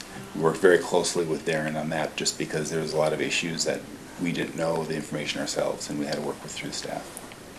So, Kristen, do you already have in mind, I have guesses at many of these anyway, but do you already have in mind a person that you have who will be working on each of these I was projects? going to suggest that we add a column of staff liaison and the contact information so that you know who to contact. And just to add on to what Chair Reckdahl was saying, I think in some cases, staff may contact the ad hoc and say, I'm going to use Cubberley Master Plan as an example. That's one that I would reach out to the ad hoc and say, you know, I could use your help. I need your review of something, or let's have a discussion. That would probably come from me because that project is getting close to getting started, whereas some other ones, for example, like community gardens, there isn't necessarily something coming forward that requires a policy decision. However, if Commissioner Greenfield felt like he wanted to pursue something or have a conversation, then he would contact Catherine Borkwin from Parks, who leads the community gardens effort. So I think there's times when staff would initiate and times when the ad hoc would initiate. But what we'll do is we'll add a column for staff contacts, and maybe we'll even add like a status column, just so you sort of know where things are as far, you know, there may be something that isn't needed now, but in 2 months we know it's going to kick off, and that would be a good time to engage. So we could try to add something like that as well. So to add to that, would it make any sense to have a couple of bullets in under each ad hoc committee of what's been accomplished or what the status is? So for instance, with the dog parks, we could put in our bullets the meeting that we had, and everybody's feeling good about everything. And now, because Darren's on vacation, there was no report today, and we all understand that, and that the environmental review has to happen, and it's going to take this long, and there should be community input. So that's what I know about the dog parks, and it would be good for all of us to know that, I think. It would, For and all the we can add commissioners to know where we are. Right, and we could add something like that too. I mean, the purpose of this standing agenda item is to report on just that. Yes. But and it would be recorded in the minutes, but if we just want to include something on this sheet or format it a little differently, we could do that as well. Could we try that just for a couple months and see how it works out? And kind of the same thing with all the friends groups. I see that each of us are kind of added to a friends group. I think it would be really instructive to know what the friends groups are doing right now, what the Recreation Foundation is doing right at the moment, and what it's important to the parks people too. I think that's a great idea. So are you envisioning that maybe Tanya would send out an email a week or so before this or 2 weeks before this meeting and say, please provide updates on your ad hoc, and then you would respond to Tanya? Would that work? Yeah, I'm up to try that. Okay. It becomes too much work for you all, because that's not our intention, is to create more work. Oh, no, that's not an issue. If we feel like it's not working, then we shouldn't do it, but let's try it. Would that be, you would email the update, or would you just do it verbally? I think I'd like to email it so that it could get in The packet. Oh, the packet. advance. I mean, but not a big, long description, maybe 3 bullet points of what had been accomplished at a meeting, so like. Oh, yeah. One of the things we could do is put it on a U drive so you always have access to it, the public drive. Can we do that? I don't think they would have access. Oh, they wouldn't I have don't access. think we'd do that because of the Brown Act. Okay. In the past, what we would do is we would go through the list and say, Buckeye Creek, when do you anticipate having something to update? And we'd say, in 2 months I'll come back. And so we'd have a next update. And so then before the meeting, we would contact the people and say, do you have an update? And then they say, oh, it slipped a month, or no, yeah, I have a few things to say. So, Either way, it doesn't make any difference about the process. To me, it just makes a difference about if we're getting some results and moving the thing forward, is all. okay. I don't have a strong preference by any means. I might have a slight preference for what you were proposing, essentially that a couple weeks before our monthly meetings, that there would be an update that you would send out and we'd provide updates.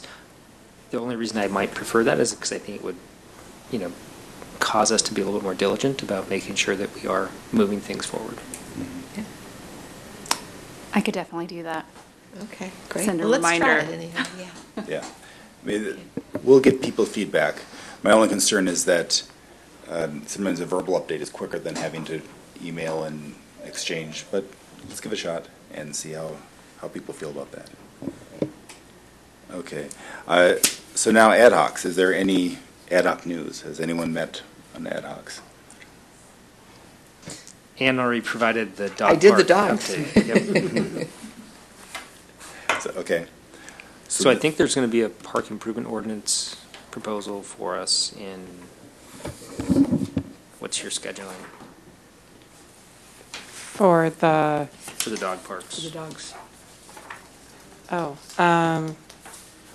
when is that coming?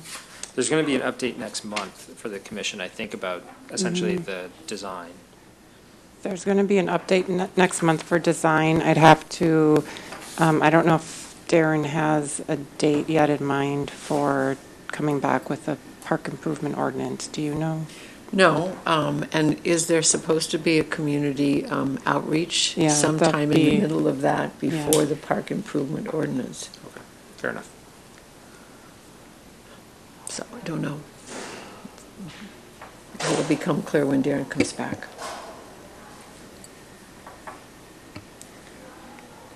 Okay. Then let's move on to department report. Did you, Commissioner Cribbs, want to provide an update on our field use ad hoc meeting, or would you like me to? Why don't you go ahead? Sure. Except for it was a good meeting, and people It had a lot of was. great ideas about things, yeah. We all have a lot of great ideas, Yeah. right? So the field tennis court and facility use policy ad hoc group, which also includes pickleball, correct? Met, and I was there, and Adam Howard, who does all of our field reservations and tennis court reservations and manages the policy, was there as well. And we had a really good discussion, and we have some action items that are on Adam's plate. It is the start of summer camp season, camps, so yeah. he's pretty busy, but a couple of the things he was going to do is look at neighboring cities and what their policies are, and see if there's some best practices out there from other neighboring cities. He says he does have that information collected, he just needs to compile it in a readable format. He also has some policy suggestions and policy questions to start further discussion on where we might make changes to our current policy.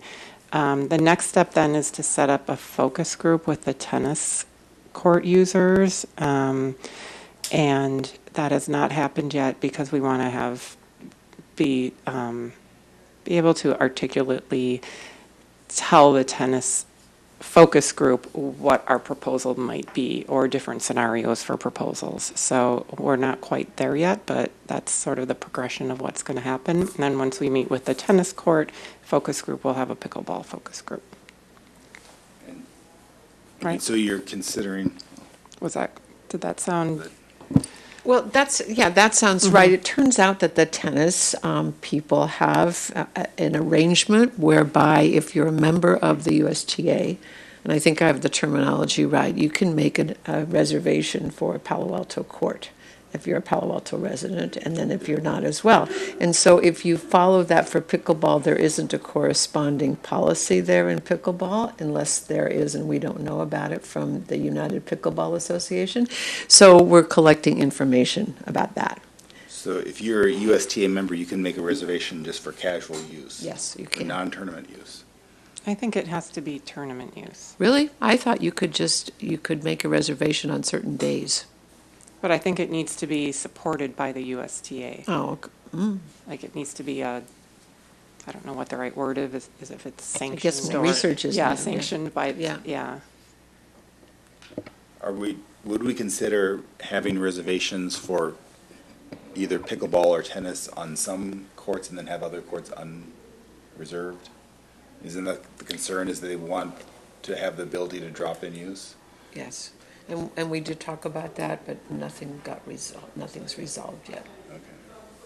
Because the pickleball people want to say, we want this time every week, we want to make reservations, and that seems pretty simple, but it'd be nice that if we could work that in. I know. So they really like those 3 courts that have the leaves dropping on them that they can clean, and they'd like to be able to use those courts on a predictable basis. So I think that's what we're trying to do, but stay within the policies. It seems strange, because if you want to do soccer, you can reserve a soccer field. But you would, So I do want to say, I don't want to get into too much of a discussion because it's not an agendized item. Okay. This is just an ad hoc report, so we'll stay tuned for more. Thank you. okay, we'll move on to department report. Sorry about that.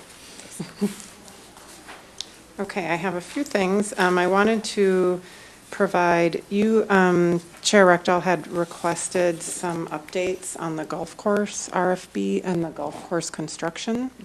So I'm going to just provide those verbally. The golf course operations RFP, which is which includes course management, course maintenance, food and beverage service, and pro shop and driving range services.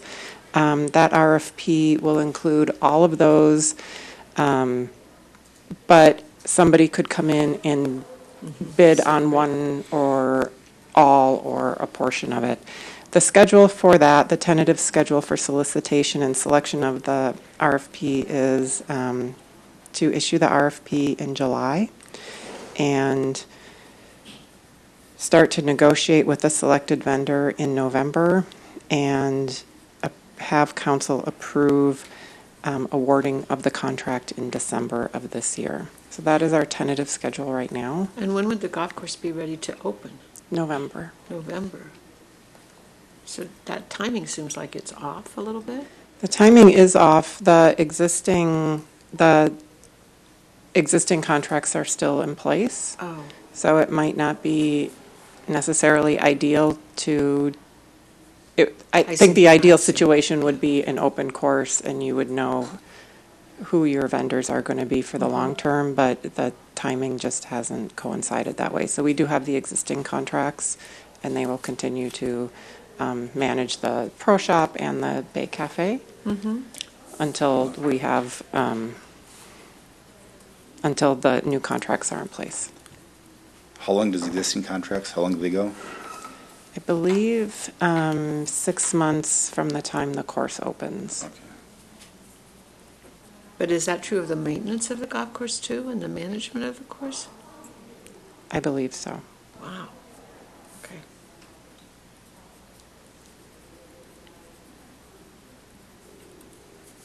Okay, the next is status on the golf course construction. So by the end of this month, most of the heavy work will be completed with tees, fairways, bunkers, and greens built. New irrigation lines and a central control system are already in place and being used. The first 2 renovated areas completed include expansion of the driving range and practice greens. The driving range expanded by several hitting bays and has been open for public use. As part of the driving range expansion, there is also associated new fencing and walkways, and the practice greens in front of the driving range have been enlarged, and a new short game practice area has been added.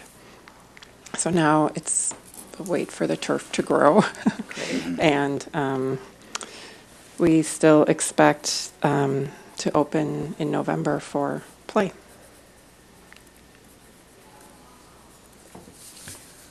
And there was an RFP for promotion of the golf course going out sometime soon. Darren mentioned that. I'll have to get back to you on that one. Okay. And this was to tell everybody that the course was open Right, and what we were yeah. going to do to Mhm. make sure that we had people coming to play and Right. all of that. I'll follow up on that. Thank you. I have one. Oh, you also had requested, did you have a question, Chair? No, Okay. I just turned off my. Oh, okay. You also requested an update on the trail Yes, closures at Foothills Foothills Park. So there's trail closures both on Los Trancos Trail and the Costanoan Trail at Foothills. We had a geologist come and look at those trails, and they're both damaged to the point of beyond a minor fix or maintenance.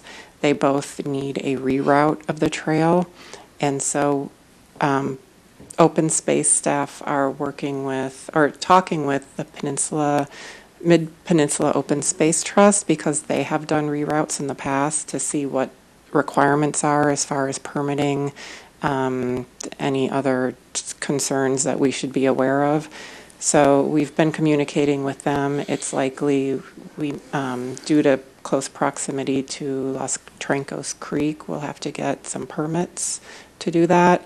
We'll definitely have to do an environmental review in the form of a CEQA document. So the trails will be closed for some time, but as soon as Darren gets back from his vacation, clearly we can't function without Darren, right?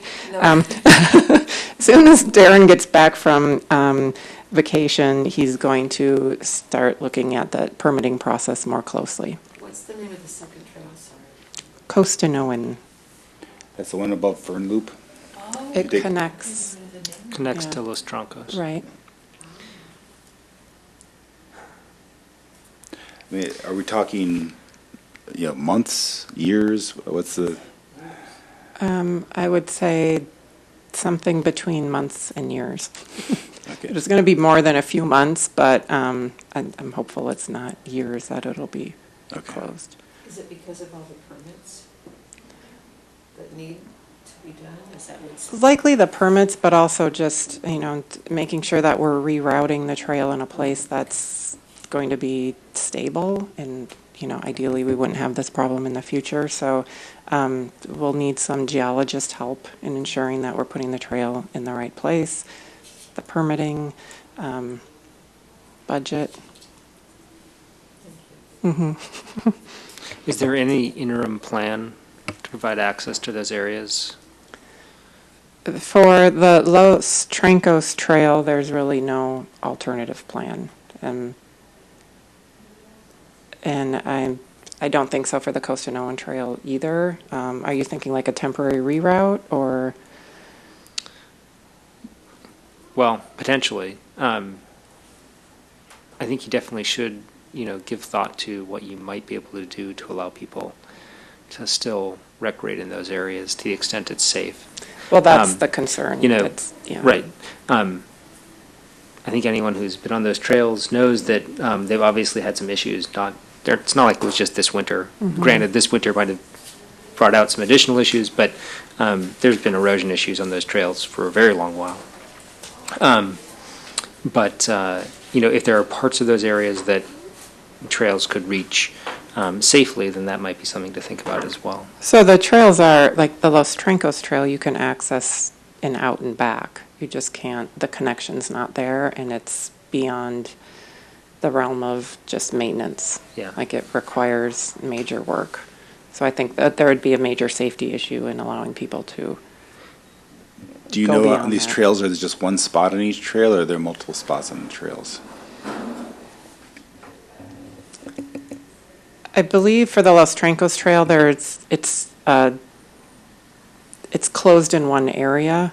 It's not closed and then, that's open and then closed again. There's multiple areas, but it's all connected, if that makes General sense. vicinity. Exactly. Okay. Yeah, so. I had a couple other things. One is I wanted to just briefly give you an update on Cubberley RFP. I know you mentioned that earlier, Commissioner Cribbs. We did go to Policy and Services Committee earlier this month and presented the draft scope of work to Policy and Services. And there was support, unanimous support for pursuing an RFP for master planning of Cubberley. Palo Alto Unified School District staff went to the Board of Education and presented the scope as well. And they also had received support from the Board of Education. So the next step is to make some minor changes. One of the issues is that the two scopes were slightly different. So we had drafted an introduction that included the Palo Alto School District's sort of vision, and they made some edits to that, understandably, that went into their Board of Education agenda. So we just need to make sure that both of our versions match up, and then we will present that to council in August or early September. And at that point, then we would go out for a public RFP to get a consultant on board to help us with the master planning. So, but we're talking about the big piece of land, not, We're talking about the whole whole 35 thing. acres. Mhm. all right, good. Yes. And the last thing I have is July 4th is the chili cook-off. So I hope I will see you all there.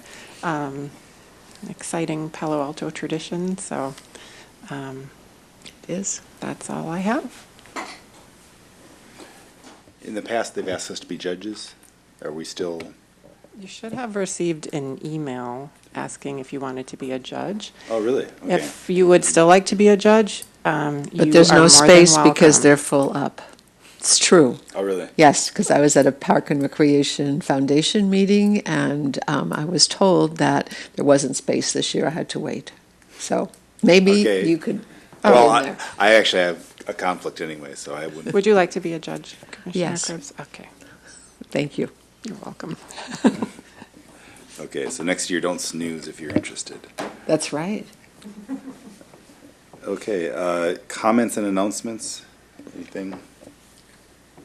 Yeah, I just have one, maybe it's a question. I read where, and I don't know much about the teen center at Mitchell Park, but I know we had talked, and one thing city council had brought up was opportunities for young people, and that's something that we had discussed a little bit, but I saw that the teen center at Mitchell Park is closed for the summer, and I'm not really sure what it does throughout the year. I know teens go there to use it, and I'm not sure what the intent of it is, but I was just curious, and not for an answer today, but just curious about the closure during the summer and why the reason for that, and what it might be used for if we did open it for summer, if there would be use.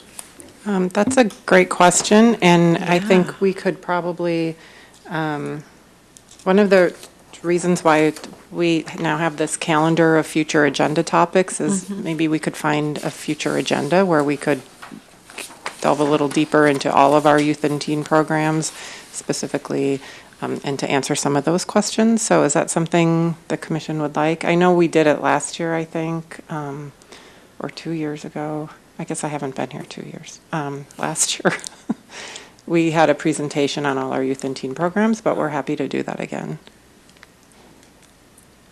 I think that'd be very good for the new commissioners. Okay. Even for the old commissioners would be good too, and I would love to know why the teen center is closed in the summertime. It makes no sense to me. So maybe it's not, is it? Is it closed? Yeah. I read it was closed, and I went on the website, and it said closed, or maybe it's only a certain program that's closed, I'm not sure. I don't know. I'll But I have saw to- that, yeah. I saw that it said closed, and then Okay. I had read something, so. I mean, I think it's typically intended to be an after-school program, for a place for teens to come after school and either do homework or, relax or have more social time. And with summer, I think we do use that space for some of our camps, so. Oh, okay. Well, that makes sense. Although the camps are during the day, and in the past, there's evening hours that were quite popular, so. So are the evening hours closed as well? I'll have to look into it. Okay, We'll get an update next month. yeah. And we had kind of kidded Mr. Sheeper about how nice it would be to have some pool parties specifically for teens in the summertime.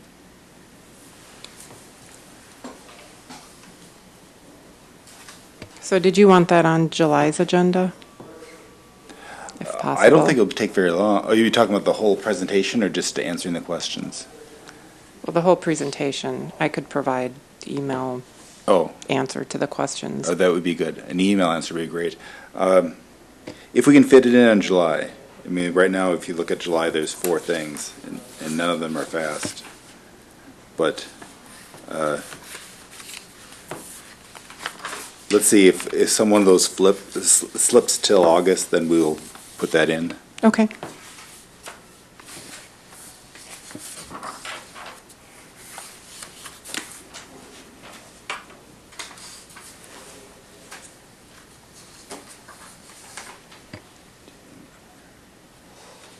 Okay, any other comments or announcements? Okay. Where's my agenda here? Okay, tentative agenda, right now we have dog parks for July. Good. Design update, not PIO.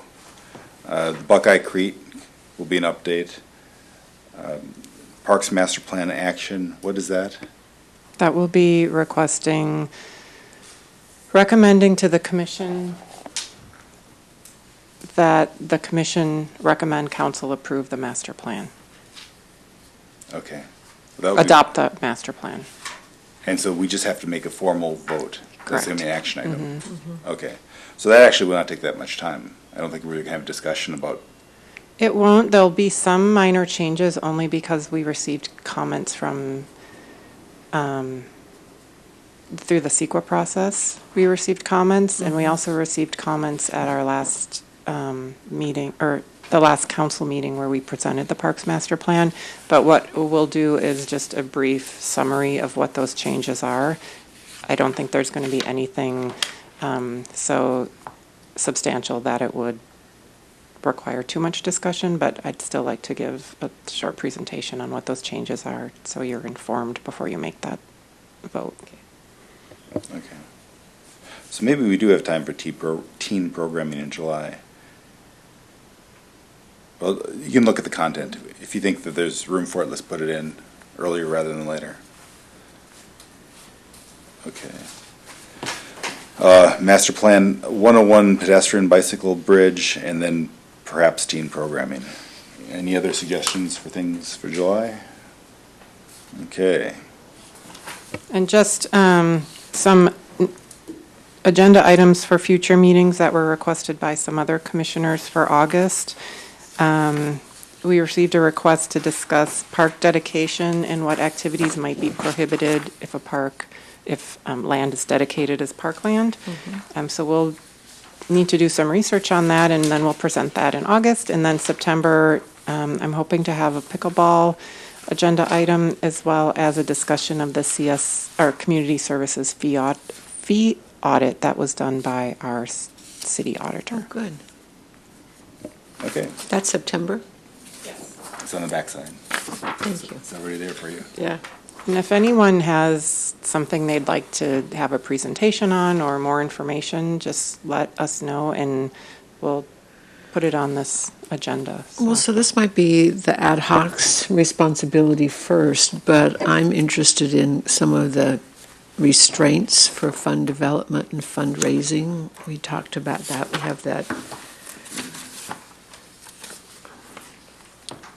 The master plan funding, we need to know what the city's stance is on naming rights or naming parks or the background of that, some of the legal things that are restrictions, and even things like, remember the one park where we were going to put the dog park and there was a public art in the way, and so we couldn't do it there. So I think, is there a way to have some sort of a presentation, or maybe we should all get together and ask the questions and then present them to you, and then you can decide who's the best expert to come and talk to us. I think it's a great agenda topic. If you have specific questions as an ad hoc and you want to present those to us so that we can include that in Okay. our presentation, that would be great.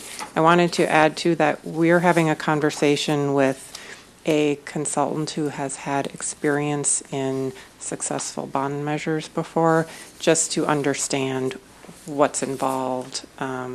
Not that we're pursuing a bond measure at this time, but it's just to start exploring different types of funding options that are out there and what it takes to achieve those. I think we're having that conversation in the next 2 weeks. So we can include that in our presentation as well. So any other questions you have as an ad hoc, just send them my way and we'll make sure we research those. Okay, good. Okay. Do I have a motion to adjourn? So moved. Okay, do we have a second? A second. All in favor? Aye. Aye. Okay. 8:56.